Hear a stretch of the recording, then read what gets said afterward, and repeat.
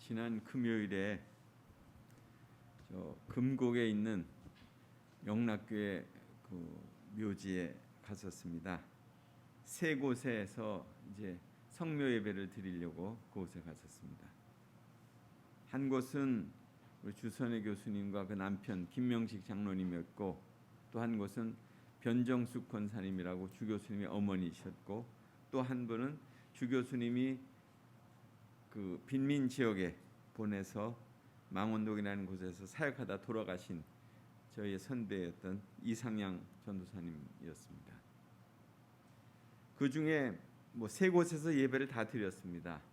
주 교수님 그곳에서는 김도호 목사님이 설교를 했고, 여기에서는 그 변정숙 권사님에서는 또 임규일 목사님이라고 하는 분이 했고, 또 이상양 그 전도사님은 임재원 목사님이라고 하는 분이 했고, 그 중에 주선혜 교수님의 어머니이셨던 변정숙 권사님에 대한 묘지에서 제가 느꼈던 것이었습니다. 물론 생전에도 제가 여러 번 뵙고 또 세배도 드리러 갔었고 했던 분이셨는데, 1905년에 이분이 출생을 하셔가지고 18살에 결혼을 하셨더라고요.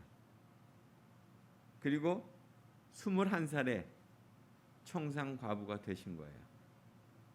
그러니까 주 교수님이 태어난 지 한 18개월 정도 됐을 때 결국 남편이 폐병으로 돌아가셨다는 거예요. 돌아가실 때 그 남편의 나이도 23살이었습니다. 그 남편이 돌아가시면서 그 유언을 남겼는데, 우리 딸 이 선혜를 꼭 기독교 선생으로 가르쳐 달라고 그렇게 그 부인에게 그렇게 요청했다는 거죠. 그래서 그 어머니 변정숙 권사님이 갖은 고생을 하면서 아마 삭바느질을 한 것 같아요. 그 교수님의 집에 그 옛날 재봉틀이 있었거든요. 그것이 그분이 어머니가 이렇게 그 벌이를 해서 가르쳤던 거라고 그때 그렇게 들었습니다. 공부를 시켜가지고 초등학교 교사로부터 그리고 후일에 대학 교수까지, 제가 몰랐던 사실인데 서울여대를 시작할 때 교수님이 그 고한경 총장이라는 분과 같이 시작을 했고, 또 숭실대학에 와서도 교수를 하시다가 장로신학대학교에 오셔서 이제 교수를 또 하셨습니다.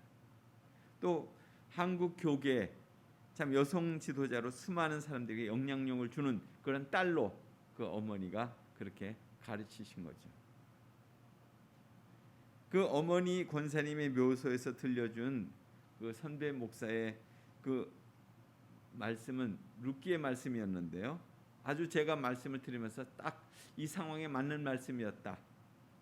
제목은 뭐였냐면 그녀가 낳은 사람은, 이런 제목이었어요.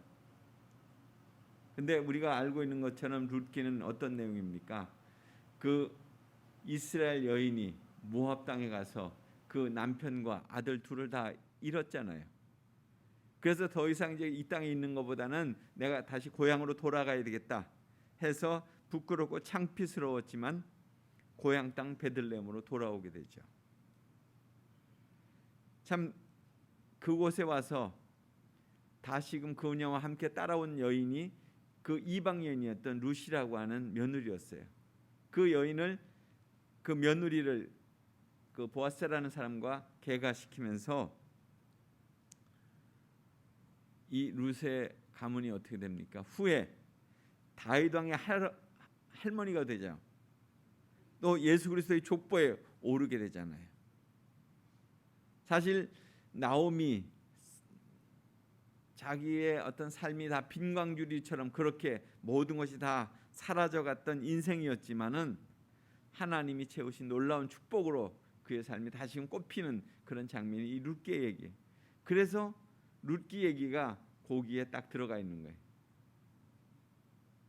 참 그 얘기를 이렇게 들으면서, 설교를 들으면서, 주 교수님의 어머니 권사님으로 인해서 채워졌을 그 놀라운 역사가 이곳에 있었구나, 이 가정에 있었구나, 그것을 그 묘소에서 깨닫게 됐습니다.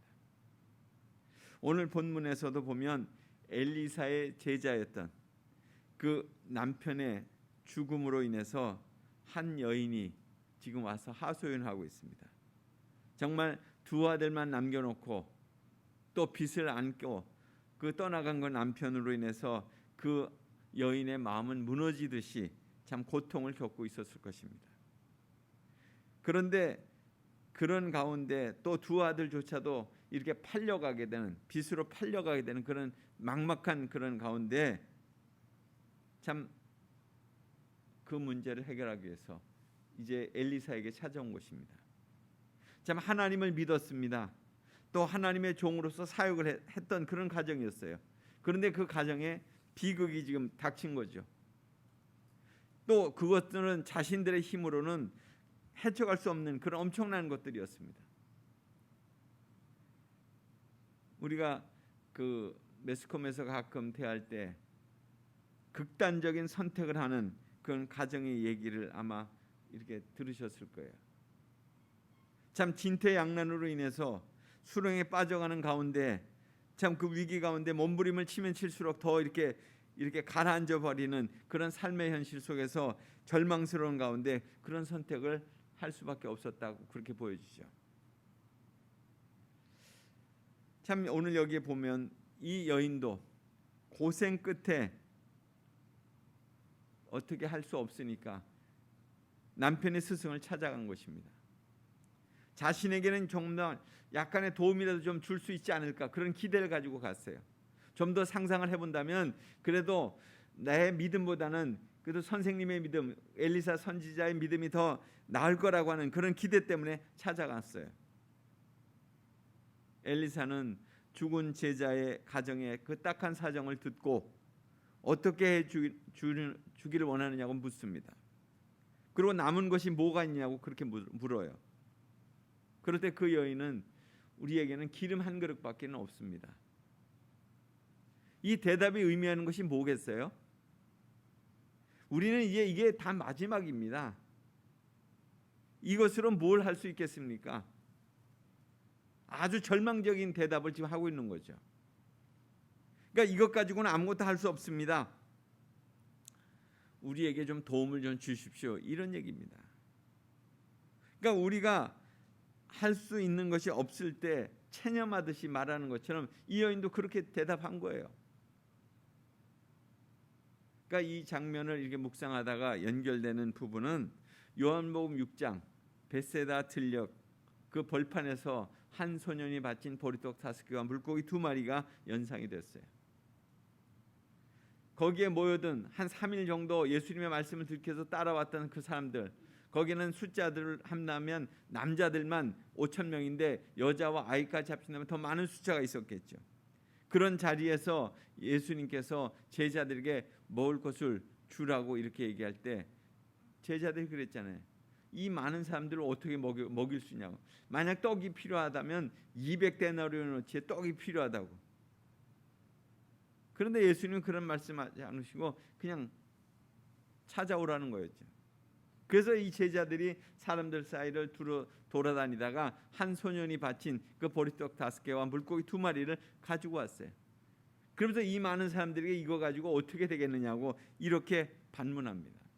그런데 예수님은 그 제자들의 말을 개의치 않으시고 그냥 사람들 앉히라고 그랬습니다. 떡 나눠주게 앉으라고 그랬어요. 그리고 기도하신 후에 그들의 원대로 그들을 떡과 물고기를 나눠줬다는 말씀이 그 요한복음 6장에 나오죠. 그러니까 믿음 없는 사람들은 불가능, 불신 이것들로 행동하는 거예요. 그래서 미리 포기하거나 또 무엇인가 하다가 그냥 멈춰서 버리고 말죠. 뭐 할 수 없는 일인데 뭐 어떻게 하겠어? 뭐 해봐야 괜히 더 힘만 빠지지. 뭐 이렇게 생각하는 거예요. 지금 엘리사에게 이실직고한 과부와 두 아들의 그 가정, 뭐 인간적으로 본다면 절망할 수밖에 없겠습니다. 그러나 믿음의 눈으로 본다면 하나님이 하실 일이 무엇일까를 기대하게 되는 거예요. 그녀에게 밖에 나가서 모든 이웃들에게 그릇을 빌려오라고 조금 빌리지 말고 빌릴 수 있는 대로 많이 빌려오라고, 다 빌려오라고, 그리고 문을 닫고 들어가서 빌린 다음에 그릇에 기름이 차는 대로 옮겨 담으라고 그렇게 얘기합니다. 제자의 아내는 그 말씀대로 집에 가서 그렇게 했어요. 그릇 빌려다가 가득가득 그 기름을 받게 됐죠. 모든 그릇에 기름이 가득 차게 되자 기름 생산이 멈춰졌어요. 얼마나 신이 나고 정신없이 기름을 이렇게 받아 옮겼을까요? 그러니까 자신들의 삶이 이제 앞으로 얼마나 복되게 될지 그것을 꿈꾸는 그런 시간이었을 거예요. 그러니까 오늘 본문의 시작에서 떠올리게 될 때 떠오르는 단어는 뭐였습니까? 절망이었어요. 절망으로 시작됐어요. 기름 한 그릇. 그러나 엘리사를 통한 하나님의 지시는 모든 빈 그릇을 빌려오는 것이었습니다. 그릇마다 기름으로 가득 찼죠. 본문의 마지막은 믿는 사람들에게 절망이라고 하는 것이 인생의 끝이 아니라는 것을 지금 말씀해 주고 있는 거잖아요. 기름 한 그릇이 인생의 전부를 의미하는 것이 아니라고 그렇게 말씀하고 있는 거죠. 그런데 사람들은 기름 한 그릇에 자기의 전존재를 걸잖아요. 사람들은 남은 기름 그 한 그릇을 다 사용한다면 우리가 그 다음에 어떻게 될 건가, 이것을 걱정해요. 그 한 그릇 또한 하나님이 주셨는데 그걸 잊어버린 거죠. 지금까지 한 그릇 있었기 때문에 우리 인생이 살아온 거 아니겠어요? 그런데 제자 부인은 그 한 그릇으로 자신의 삶을 정리하려고 했어요. 엘리사를 통해서 제자 부인에게 하나님은 물으십니다. 어떻게 해주기를 원하느냐? 무엇이 남아있느냐? 이렇게 물으셨어요. 우리의 삶도 지치고 앞날이 불투명해야 할 때 어떻게 해야 됩니까? 하나님의 물음이 들려올 때까지 기도해야 되는 거 아니에요? 한 번, 두 번의 기도로 결론이 날 수도 있겠지만 제자 부인처럼 오늘 말씀에 보면 부르짖었다 그러는 거예요. 부르짖어 기도하는 것이 필요해요. 인간적으로 의지할 대상이 없다고 여겨질 때 그 기도는 더 간절해지겠습니다. 응답이 될 때까지 기도할 수밖에 없다는 것입니다. 응답의 역사는 우리의 생각과는 다르다는 거죠. 제자 부인의 간청은 뭐였어요? 그저 부채를 해결하고 그래서 자기 아들이 팔려가지 않게 되기를 바라는 거였잖아요. 그러나 응답은 빚 갚고 그리고 윤택한 생활을 하도록 그렇게 축복해 주셨잖아요. 그러니까 응답이 이루어지는 그 과정 속에서 도구로 사용된 것은 뭐였어요? 빈 그릇이었습니다.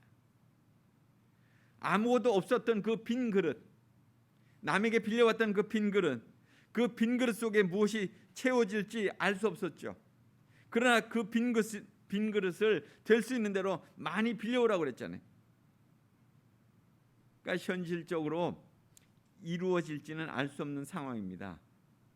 사람들에게 내가 좀 기름 이렇게 받아야 될 그릇이 필요한데 큰 그릇 가지고 있으면 나한테 좀 빌려달라고 아마 이렇게 얘기하고 빌릴 수 있었을까요? 아마 그거 쉽지 않았을 것 같아요. 또 지금처럼 그릇이 다양하지도 않았을 거예요.